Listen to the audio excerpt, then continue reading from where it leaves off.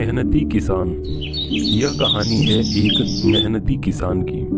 ढोलकपुर गांव में एक रमेश नाम का किसान था और वह अपने परिवार के साथ गांव में रहता था। वह प्रतिदिन सवेरे उठकर अपने पास के ही खेतों में जाता था और बैलों की मदद से वह खेत में खेती करता था। और खेती करने के बाद जो उसे टाइम मिलता था उसमें वह कुल्हाड़ी को लेकर जंगल में जाता था और सूखी लकड़ियों को काटता था। सूखी लकड़ियों को काटने के बाद रमेश लकड़ियों का एक गट्ठर बनाता था और उसे अपने घर लेकर जाता था और उन लकड़ियों को वह शहर में ले जाकर बेचता था।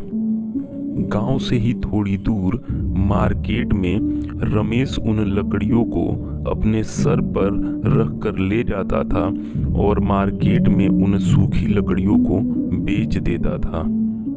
उन लकड़ियों को बेचने के बाद रमेश को जो पैसे मिलते थे उन पैसों का रमेश मार्केट से फल और सब्जियों को खरीद लेता था और अपने घर लेकर जाता था और अपने परिवार के साथ रहता था।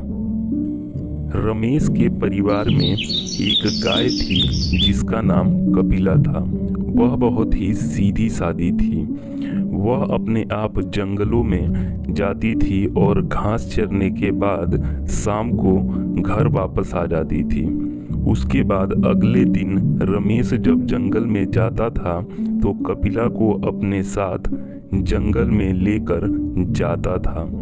उसके बाद रमेश कपिला को अच्छे से नदी में नहलाता था और फिर दोनों वापस घर चले जाते थे।